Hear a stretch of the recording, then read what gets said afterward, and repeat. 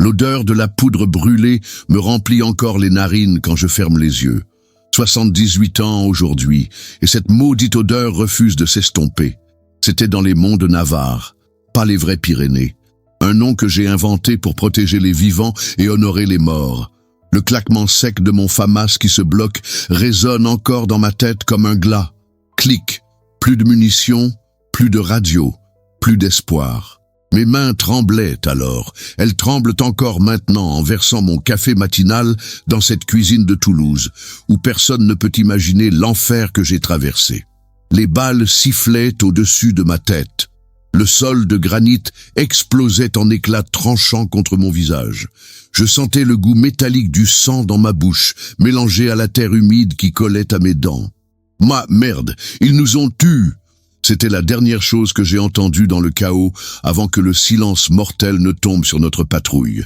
Mes compagnons du 2e rep s'étaient évaporés dans la fumée âcre des grenades.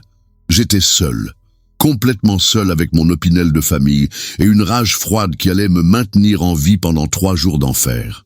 Vous qui avez vécu les années de plomb, vous qui connaissez le poids du silence après la tempête, vous comprendrez peut-être pourquoi je raconte enfin cette histoire que personne n'a jamais crue. Je m'appelle Marcel Dubois, 78 ans, né à Bayonne en 1946, quand la France pansait encore ses plaies de guerre. Mon père était revenu d'Indochine avec des cauchemars et une médaille qu'il cachait au fond d'un tiroir.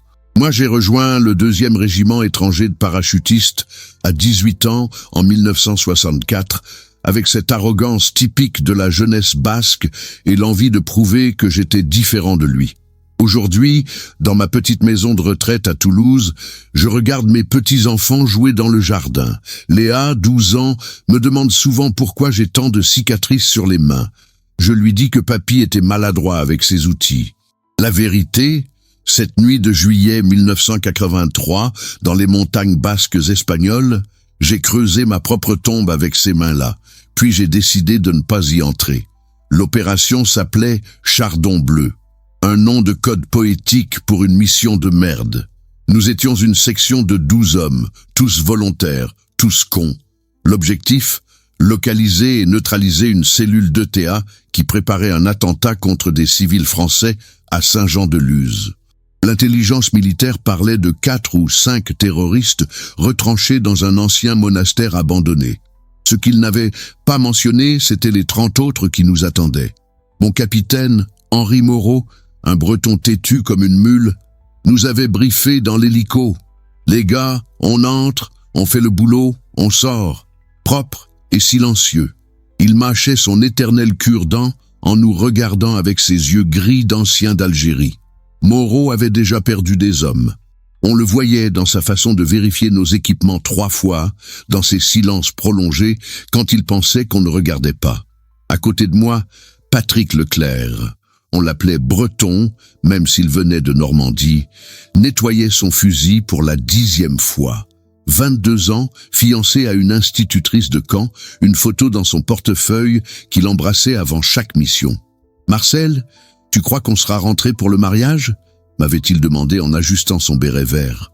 Je lui avais menti. « Bien sûr, petit, tu danses la valse dans 15 jours. » Breton ne dansera jamais cette valse. Il est mort dans les premières secondes de l'embuscade, une balle dans la gorge, en murmurant le prénom de sa fiancée. Mais ça, je ne le savais pas encore quand nous avons touché le sol cette nuit-là, plein d'adrénaline et de certitude. Ma femme Michel, paix à son âme, disait toujours que j'avais le don de sentir les emmerdes arriver. Cette nuit-là, dans l'hélico qui nous emmenait vers les monts de Navarre, j'avais cette sensation familière, comme un poing qui se serre dans l'estomac. L'odeur du kérosène, les vibrations du rotor, le silence inhabituel de mes hommes. Tout puait la catastrophe, mais on était des paras, des légionnaires. On ne recule pas devant un pressentiment. 20 minutes avant l'atterrissage, j'ai sorti mon opinel, celui de mon grand-père qui l'avait gardé dans les tranchées de Verdun, et je l'ai aiguisé sur la pierre que je portais toujours. Leclerc m'a regardé bizarrement. « Pourquoi tu fais ça, Marcel? On a nos FAMAS, nos grenades. » J'ai souri en glissant la lame dans ma botte. « On ne sait jamais, petit. Mon grand-père disait qu'un bon couteau, c'est comme un ami fidèle. Ça ne te laisse jamais tomber. Ces mots allaient prendre un sens prophétique 3 heures plus tard, quand ce maudit Opinel deviendrait ma seule chance de survie dans un enfer que même Dante n'aurait pas imaginé. Vous qui avez connu la guerre froide, vous qui avez vécu dans l'ombre des conflits, vous savez que parfois, les plus petites décisions changent le cours d'une vie entière. L'hélicoptère nous a déposés à 0200 heures précises, dans une clairière glacée, à 15 kilomètres du monastère abandonné de Santa Esperanza. Un nom ironique pour ce qui allait devenir notre tombeau. Le rotor s'est tu, et immédiatement, le silence des montagnes nous a enveloppés comme un linceul. Un silence trop parfait, trop lourd. Dans mes 60 ans de vie militaire et civile, j'ai appris que quand la nature se tait complètement, c'est qu'elle sent la mort rôder. Le froid de juillet en altitude nous mordait à travers nos treillis. Ces montagnes basques gardent leurs secrets bien au chaud le jour, mais la nuit, elles vous glacent jusqu'aux os. L'odeur de pain et de terre humide se mélangeait à celle de notre équipement. Huile d'armes, cuir des brodequins, métal froid des crosses. Moreau a levé le poing fermé, signal de rassemblement silencieux. « Écoutez-moi bien, les gars !» a-t-il murmuré en plantant sa carte sur un rocher plat. Sa lampe rouge dessinait nos visages comme des masques de guerre. Le monastère est à 6 km nord-est, coordonnées 43 000, dessus 847 par 1543. Intelligence militaire confirme 4 à 6 terroristes, armement léger, probablement des AK-47 et quelques grenades artisanales. Il a tracé notre route d'approche avec son index sale. On progresse en formation dispersée, distance de sécurité 15 mètres. Leclerc et Morvan en éclaireur. Dubois et Fontaine au centre avec la radio, le reste en couverture arrière. Objectif: capture vivante si possible, neutralisation sinon. Question: personne n'a parlé. On connaissait tous la musique. Mais cette nuit-là, quelque chose clochait dans l'air. Les étoiles étaient trop brillantes, comme si elles voulaient éclairer notre marche vers l'enfer. Le vent portait des odeurs bizarres, pas seulement de végétation, mais quelque chose de plus lourd, plus organique, comme de la viande avariée. « Chef !» a glissé Fontaine, notre radio, j'ai des interférences sur toutes les fréquences. Ça grésille méchamment. Moreau a froncé les sourcils. Dans sa carrière, il avait appris à faire confiance aux détails qui dérangent. Continue d'essayer. On maintient le contact avec la base toutes les 30 minutes. Nous avons commencé notre progression à 0230 heures. Le terrain était un enfer de rocailles et de ronces qui accrochaient nos treillis à chaque pas. Mes brodequins écrasaient des branches mortes qui craquaient comme des os brisés. À ma droite, je sentais la présence rassurante de Fontaine avec sa radio PRC 67 qui émettait de temps en temps des grésillements inquiétants. À ma gauche, le vide noir de la montagne où n'importe quoi pouvait nous attendre. Après 2 kilomètres de marche, Leclerc nous a fait signe de nous arrêter. Il avait trouvé quelque chose, des empreintes fraîches dans la terre humide, mais pas 4 ou 6 paires comme prévu par le renseignement. Beaucoup plus. Une vingtaine au moins, toutes orientées vers notre objectif. « Merde !» a soufflé Moreau en s'agenouillant pour examiner les traces. « Ça pue le piège, les gars !» J'ai reniflé l'air nocturne. Mon instinct de chasseur basque, aiguisé par 20 ans de service, captait des signaux d'alarme. L'odeur de poudre froide, presque imperceptible, des effluves de tabac noir étranger, et surtout, cette absence totale d'animaux nocturnes. Même les insectes s'étaient tus. « Chef, on fait demi-tour ?» a demandé Breton en caressant nerveusement la crosse de son FAMAS. Moreau a craché par terre, son geste rituel avant chaque décision difficile. Négatif. On a des civils français en danger à Saint-Jean-de-Luz. On continue, mais en mode combat. Cran de sûreté enlevé, munitions engagées. Le bruit métallique de 12 culasses qu'on arme a résonné dans le silence, comme un défi lancé à la montagne. Nous ne savions pas encore que nous venions de signer notre arrêt de mort. À 0345 heures, nous avons atteint le périmètre du monastère. Les ruines se dressaient contre le ciel étoilé comme des dents cassées. Trop silencieux, trop facile. Fontaine a essayé une dernière fois de contacter la base. Flamand rose à nid d'aigle, flamand rose à nid d'aigle, répondez. Seul le grésillement lui a répondu. Nous étions seuls, coupés du monde, face à un ennemi qui nous attendait dans l'ombre avec une patience de chasseur. « Bon », a murmuré Moreau en vérifiant une dernière fois son chargeur, « on y va, formation d'assaut, et que Dieu nous aide. » Ces mots allaient être les derniers que j'entendrais de sa bouche. Dans 10 minutes, l'enfer allait se déchaîner, et ma vie de soldat français allait basculer dans une lutte primitive pour la survie où seuls les plus féroces sortiraient vivants. L'odeur de la poudre commençait déjà à flotter dans l'air. Nous ne le sentions pas encore, mais nous marchions vers notre propre embuscade, préparés par des hommes qui nous connaissaient mieux que nous ne nous connaissions nous-mêmes. L'explosion a déchiré la nuit comme un coup de tonnerre en plein ciel serein. Une mine artisanale, cachée sous un amas de pierres que Leclerc venait de frôler. Le souffle m'a projeté contre un muret de pierre, mes oreilles sifflaient comme des sirènes d'alarme, et pendant quelques secondes interminables, le monde s'est transformé en un kaléidoscope de flammes oranges et de fumée noire. Quand mes yeux ont cessé de larmoyer, j'ai vu Breton étendu sur le dos, sa poitrine ne se soulevait plus. Du sang coulait de sa bouche ouverte, mélangé à la terre et aux débris. Sa photo de fiancé flottait dans une flaque rouge à côté de sa main droite. 22 ans, putain, 22 ans, et il ne verrait jamais Caen ni sa Sylvie. « Contact, contact !» hurlait quelqu'un. Peut-être moi. Les tirs automatiques ont commencé à pleuvoir de partout à la fois. Les AK-47 crachaient leur mélodie de mort, depuis les ruines du monastère, depuis les rochers en surplomb, depuis des positions qu'ils avaient préparées avec un soin méticuleux. Nous étions dans une souricière parfaite. Fontaine gisait à 3 mètres de moi, sa radio PRC 77 transformée en ferraille fumante. Une balle avait traversé l'appareil de part en part, et probablement lui aussi. Je voyais ses lèvres bouger, mais aucun son ne sortait. Ses yeux me fixaient, avec cette expression que j'avais déjà vue en Algérie. La stupeur de celui qui réalise qu'il va mourir loin de chez lui, pour des raisons qu'il ne comprend pas vraiment. « Moreau !» j'ai hurlé en rampant vers lui. Le capitaine était adossé contre un pin, son béret vert taché de sang, tenant son ventre d'où s'échappait un liquide sombre qui empestait les boyaux percés. Ses yeux gris avaient perdu leur dureté habituelle. Pour la première fois depuis que je le connaissais, Henri Moreau avait l'air d'un homme fragile. « Marcel !» il a toussé projetant des gouttelettes écarlates sur sa barbe. « Faut que tu sortes d'ici. » Il nous attendait. « Quelqu'un nous a vendus. Ta gueule, chef, on sort ensemble ou on crève ensemble. C'est pas négociable. » Il a secoué la tête faiblement. « Non, petit, écoute-moi. » Sa main ensanglantée a agrippé mon treillis avec une force surprenante. J'ai menti sur les effectifs. Pas 4 terroristes, au moins 30, peut-être plus. C'était un test, pour voir si on était prêt pour l'Afghanistan. L'Afghanistan, en 1983. Qu'est-ce qu'il racontait? Les soviétiques étaient encore là-bas. Nous n'avions rien à foutre dans ce bourbier.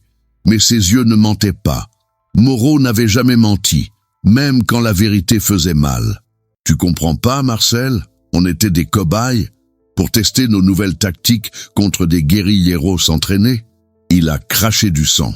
Ces salauds d'ETA ont été payés pour nous tendre ce piège. Une rafale de Kalachnikov a arraché l'écorce du pain au-dessus de nos têtes. Les voix ennemies se rapprochaient, parlant un mélange d'espagnol et de basque que je comprenais à moitié. Ils organisaient leur traque méthodiquement, comme des chasseurs expérimentés qui rabattent le gibier. J'ai vérifié mon chargeur. Vide, mes grenades, utilisées pour couvrir notre retraite vers cette position. Mon pistolet de service, 2 balles restantes, que je gardais pour l'extrême urgence. Autour de nous, les corps de mes compagnons refroidissaient dans leurs flaques de sang. 10 hommes morts en moins de 15 minutes. 10 familles qui ne sauraient jamais vraiment comment leur fils, leur mari, leur père étaient morts. « Chef, qu'est-ce qu'on fait ?» Moreau a fermé les yeux. Quand il les a rouverts, j'y ai lu sa sentence. « Toi, tu survis, tu rentres, tu racontes. Moi, je couvre ta fuite. Jamais de la vie. C'est un ordre, sergent Dubois. » Il a sorti son pistolet, l'a vérifié. 3 balles. Tu prends la direction sud-ouest. Tu évites les sentiers. Tu rejoins la frontière française à pied. Et tu dis à ma femme, tu dis à Thérèse que je pensais à elle. Les pas ennemis se rapprochaient. J'entendais leur voix, leur rire. Ils savouraient leur victoire, ces fils de pute. Ils prenaient leur temps pour nous achever, comme des chats qui jouent avec des souris agonisantes. Moreau a attrapé une grenade défensive, a retiré la goupille. « Cours, Marcel, maintenant !» Je me suis levé, j'ai sprinté vers les rochers sud en zigzagant. Derrière moi, l'explosion de la grenade de Moreau a illuminé la nuit une dernière fois. Puis plus rien, plus de tirs, plus de cris, juste le silence de la montagne qui engloutit les morts. J'ai couru jusqu'à ce que mes poumons brûlent, jusqu'à ce que mes jambes refusent de me porter. Quand je me suis finalement effondré derrière un amas rocheux, à 2 kilomètres du massacre, j'ai réalisé ma situation. Seul, sans munitions, sans radio, sans provisions, traqué par une trentaine d'ennemis qui connaissaient ces montagnes mieux que moi. Mon Opinel contre leur Kalachnikov, mes 70 kilos de chair fatiguée contre leur soif de sang, mes 20 ans d'expérience militaire contre leur terrain familier. Le jeu était truqué depuis le début, mais j'étais encore debout. Et tant que mon cœur battrait, je ne leur ferais pas le plaisir de mourir facilement. Dans 3 jours, si j'arrivais à survivre, je découvrirais pourquoi cette mission avait vraiment eu lieu. Et cette vérité changerait à jamais ma vision de l'armée française, de la guerre et de ce qu'un homme peut faire quand il n'a plus rien à perdre que sa dignité. L'aube du premier jour m'a trouvé recroquevillé derrière un amas de pierres, grelottant comme un chien mouillé. Le froid de l'altitude m'avait transpercé jusqu'aux os et chaque muscle de mon corps criait sa douleur. J'entendais leur voix au loin, méthodique, patiente. Ils ratissaient la zone par secteur, comme des batteurs lors d'une chasse au sanglier. Sauf que j'étais le sanglier. Mon estomac gargouillait, ma bouche était sèche comme du carton. Pire encore, je commençais à halluciner. Les rochers prenaient des formes humaines, les ombres bougeaient quand elles n'auraient pas dû. Le manque de sommeil et le stress post-traumatique jouaient déjà avec mon cerveau. Je me suis mordu la langue jusqu'au sang pour rester lucide. La douleur, au moins, était réelle. C'est vers midi que j'ai vu la fumée, une colonne fine et blanche qui s'élevait depuis une cuvette rocheuse à 500 mètres de ma position. Quelqu'un faisait du feu en plein jour. Soit un imbécile, soit quelqu'un qui se sentait en sécurité. Mais traqueur, possible, un berger local, peu probable à cette altitude. J'ai attendu 2 heures, observant, calculant. La fumée persistait, régulière, contrôlée. Pas un feu de camp improvisé. Quelqu'un cuisinait, se réchauffait, vivait là. Ma soif devenait insupportable. Il me fallait de l'eau dans les 6 heures, où je commencerais à perdre mes facultés. J'ai rampé sur 300 mètres, chaque caillou s'imprimant dans mes côtes, chaque ronce déchirant mon treillis. L'odeur de fumée de bois se mélangeait à autre chose. De la viande grillée. Mon estomac s'est contracté violemment. Quand avais-je mangé pour la dernière fois? La ration de combat dans l'hélico, 18 heures plus tôt, une éternité. En approchant du rebord rocheux, j'ai sorti mon Opinel. Si c'était mes poursuivants, j'en emporterais au moins un avec moi. Mon grand-père avait tué 3 Prussiens avec cette lame à Verdun. Elle pourrait bien boire encore du sang ennemi. Ce que j'ai découvert en me glissant vers la crevasse m'a cloué sur place. Un homme en treillis français était assis près d'un feu soigneusement dissimulé sous un surplomb rocheux. 40 ans environ, barbe grisonnante, béret rouge du premier RPIMA. Il faisait griller un lapin à la broche, tranquillement, comme s'il campait en Dordogne. Ses armes, un FM et un pistolet, étaient posées à portée de main, mais il ne semblait pas inquiet. « Tu peux descendre, Marcel. Je t'attendais. » Mon sang s'est glacé. Il connaissait mon prénom. Dans ces montagnes perdues, loin de tout, un inconnu en uniforme français m'attendait avec un lapin grillé. Soit j'avais perdu la raison, soit cette mission était encore plus tordue que ce que m'avait confié Moreau avant de mourir. « Qui tu es ?» j'ai demandé en gardant mon couteau bien en main. « Capitaine Jean-Luc Vasseur, DGSE. Et toi, tu es sergent Marcel Dubois, 2e rep, né à Bayonne, marié à Michel, 2 enfants. Antoine, 14 ans, passionné de rugby. Sylvie, 11 ans, excellente en maths. » Il connaissait mes enfants. Bordel de merde, il connaissait mes enfants. J'ai senti la rage monter, plus chaude que la faim et la soif réunies. Si tu touches à ma famille, calme-toi et descends. J'ai de l'eau, de la nourriture et surtout des réponses. Ce que tu vis depuis hier soir n'est pas un accident. J'ai hésité encore 30 secondes, puis la soif l'a emporté. Je me suis laissé glisser dans la cuvette, Opinel au poing. Vasseur m'a tendu une gourde sans un mot. L'eau était fraîche, pure, délicieuse. J'ai bu comme un homme qui traverse le désert. Doucement, Marcel. Tu vas te rendre malade. Explique-moi ce bordel. Tout de suite. Vasseur a détaché un morceau de lapin grillé, me l'a tendu. Votre mission était bidonnée depuis le début. Ces terroristes basques ont été payés par nous pour vous tendre cette embuscade. Quoi? L'armée française prépare des interventions en Afghanistan, au Tchad, au Liban? On a besoin de savoir comment nos hommes réagissent face à des guérilleros expérimentés dans des conditions de stress extrême. J'ai serré mon couteau si fort que mes phalanges ont blanchi. Tu veux dire que mes hommes sont morts pour un putain d'exercice? Pour la préparation de futures opérations qui sauveront des centaines de vies françaises? Oui. Sa voix était clinique, détachée. Nous avons testé votre cohésion d'unité, votre capacité d'adaptation, votre résistance psychologique. Moreau était au courant? Partiellement.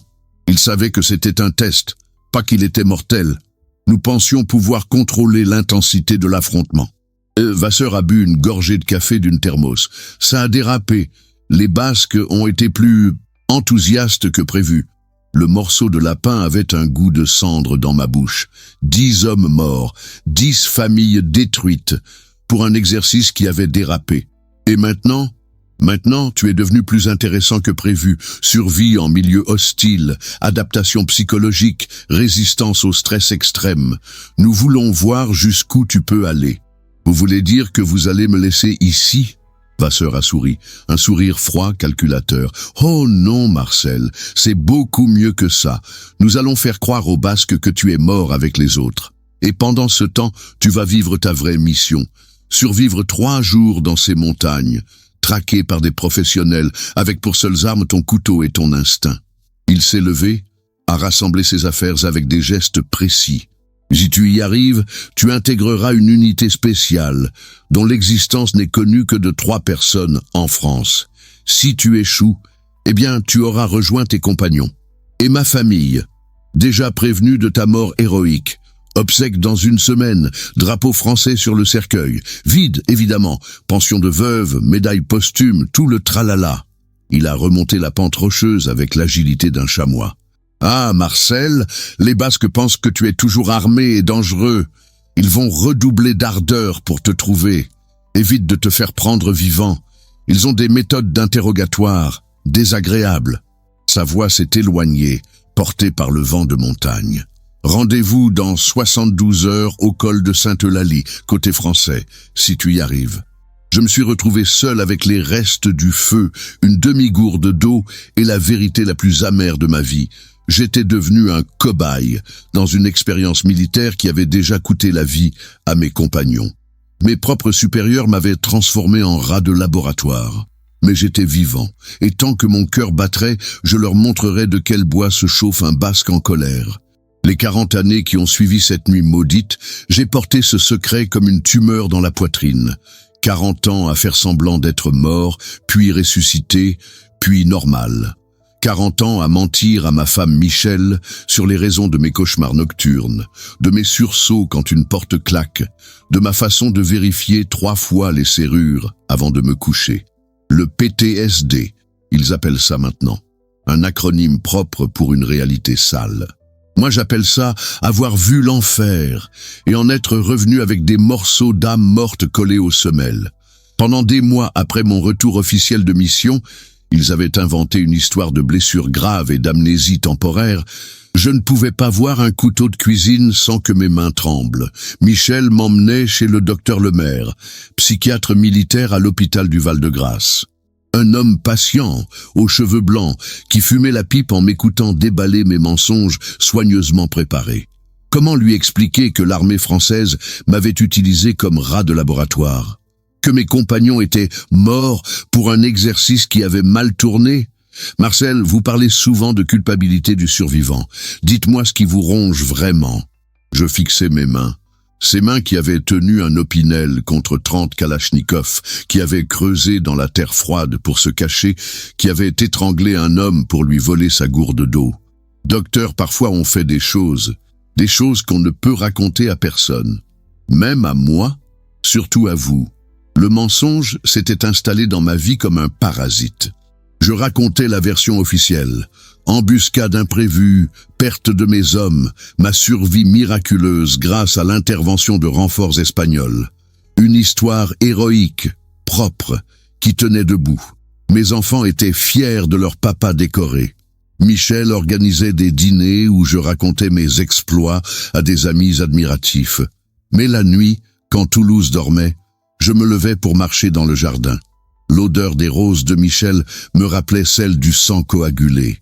Le bruit de la pluie sur les toits ressemblait au chuchotement basque de mes traqueurs. Je fumais cigarette sur cigarette en regardant les étoiles, ces mêmes étoiles qui avaient éclairé ma fuite dans les monts de Navarre.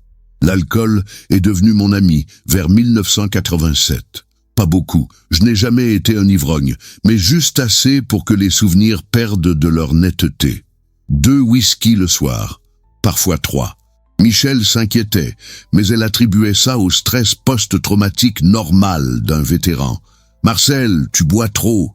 Je bois ce qu'il faut, ma chérie. Pourquoi faire? Pour oublier ce que tu ne pourras jamais comprendre. » Ces conversations devenaient de plus en plus fréquentes. Michel tentait de percer ma carapace. Moi, je me refermais comme une huître. Comment lui dire que j'avais découvert la véritable nature de l'institution que j'avais servie pendant 20 ans? Que l'armée française était capable de sacrifier ses propres hommes pour des expériences tactiques? En 1995, Antoine a eu 18 ans. Il voulait s'engager dans les Paras, comme son père. Cette nuit-là, je n'ai pas dormi. J'ai erré dans la maison comme un fantôme, revoyant le visage de Breton, de Moreau, de tous ces gamins qui avaient cru servir la France et qui avaient fini dans une fosse commune basque.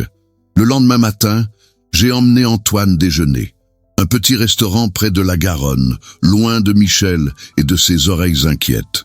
« Papa, j'ai déposé ma candidature au 2e RP. Comme toi, j'ai posé ma fourchette. Mes mains tremblaient légèrement. Pourquoi, fiston? Pour te ressembler. Pour défendre notre pays, pour vivre des aventures. Antoine, ma voix s'est cassée. L'armée, c'est pas l'aventure, c'est pas la gloire non plus. C'est plus compliqué que ce qu'on raconte. Tu as peur pour moi?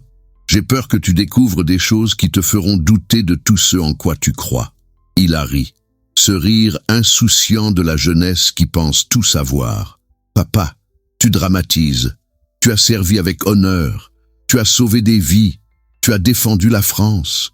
C'est ça que je veux faire. » Cette conversation s'est répétée pendant des mois. Antoine insistait, je résistais. Finalement, j'ai capitulé. Mais j'ai pris mes précautions. J'ai appelé d'anciens contacts. J'ai fait jouer mes relations pour qu'Antoine soit affecté dans une unité calme, loin des opérations spéciales et des expérimentations douteuses. Il a fait son service, puis est devenu instituteur. Il ne saura jamais que son père a saboté sa carrière militaire pour lui éviter de devenir un cobaye.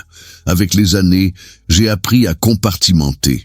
Le jour, j'étais Marcel Dubois, retraité de l'armée, bon père de famille, pilier du club de pétanque local. La nuit, j'étais celui qui avait survécu au mont de Navarre, qui portait le poids de 10 morts et d'un secret d'État. Michel est morte en 2018 sans connaître la vérité. Cancer du pancréas, 3 mois d'agonie. À la fin, délirante sous morphine, elle me parlait de mes cauchemars. « Marcel, t'écris la nuit. Qu'est-ce qui t'a fait si mal ?» J'ai tenu sa main en regardant ses yeux vitreux. Pour la première fois en 35 ans, j'ai eu envie de tout lui dire. « Ma chérie, si tu savais, dis-moi. » Mais elle s'est endormie avant que je trouve le courage. Elle est morte 2 jours plus tard, sans savoir pourquoi son mari se battait chaque nuit contre des démons qu'elle ne pouvait pas voir. Aujourd'hui, à 78 ans, seul dans cette maison trop grande, je regarde mes petits-enfants grandir et je me demande quel monde nous leur laisserons. Un monde où les États peuvent mentir à leurs propres soldats, où l'honneur militaire se marchandise contre des données expérimentales. Le pardon, on dit que c'est libérateur. Mais comment pardonner à des hommes qui ont fait de vous un jouet ? Comment pardonner quand les coupables sont morts ou protégés par le secret défense ? J'ai essayé la religion. Michel m'y poussait. Mais Dieu et moi, on a un différend depuis cette nuit de juillet 1983. La seule chose qui me reste, c'est de raconter, de témoigner, pour Breton, pour Moreau, pour tous ces gamins qui sont morts en croyant servir leur patrie. Leur véritable épitaphe, c'est cette histoire que personne n'a jamais voulu entendre. Vous qui m'écoutez, vous qui avez connu la guerre ou simplement la trahison, vous comprenez peut-être pourquoi certains secrets pèsent plus lourd que des pierres tombales. 72 heures après avoir quitté ce feu de camp où Vasseur m'avait révélé la vérité, j'ai atteint le col de Sainte-Eulalie plus mort que vif. Mes brodequins étaient en lambeaux, mes pieds saignaient et j'avais perdu 8 kilos. Mais j'étais là, debout, avec mon opinel encore taché du sang de l'homme que j'avais tué pour sa gourde d'eau le 2e jour. Vasseur m'attendait avec un sourire satisfait, assis dans une Jeep militaire française. « Félicitations, Marcel, tu viens d'intégrer l'unité la plus secrète de l'armée française. Cette unité, j'y ai servi 15 ans sous différentes identités. Opération clandestine au Tchad, en Afghanistan, au Rwanda. Toujours dans l'ombre, toujours pour des raisons que les journaux ne connaîtront jamais. J'ai appris que l'armée française était capable du meilleur comme du pire, que l'honneur militaire était parfois une notion plus complexe qu'on ne l'enseigne à Saint-Cyr. Aujourd'hui, à 78 ans, je vis dans cette petite maison de Toulouse avec mes souvenirs et mes interrogations. Mes petits-enfants viennent me voir le dimanche. Léa, maintenant 15 ans, me demande encore pourquoi j'ai tant de cicatrices. Je lui montre celle sur ma main droite, celle que m'a faite l'Opinel quand j'ai glissé en égorgeant cet homme dans les monts de Navarre. « Papy, comment tu t'es fait ça ?»« En servant la France, ma chérie, mais pas de la façon dont tu l'imagines. » Les jeunes d'aujourd'hui, vous qui avez grandi avec Internet, les réseaux sociaux, l'information en temps réel, vous ne pouvez pas comprendre ce que c'était de vivre avec un secret qui vous ronge pendant 40 ans. Vous ne pouvez pas imaginer ce que c'est de porter le poids de 10 morts et de ne pouvoir en parler à personne. Mais vous devez savoir, vous devez comprendre que l'histoire officielle n'est souvent qu'un mensonge bien construit. Que derrière chaque héros médaillé se cachent parfois des victimes dont on ne parlera jamais. Que l'honneur militaire, le vrai, ce n'est pas de mourir pour la patrie, c'est de survivre pour témoigner. Mon fils Antoine enseigne maintenant l'histoire dans un lycée de Bayonne. Il raconte à ses élèves les guerres napoléoniennes, les tranchées de 14-18, la résistance. Des histoires propres avec des bons d'un côté et des méchants de l'autre.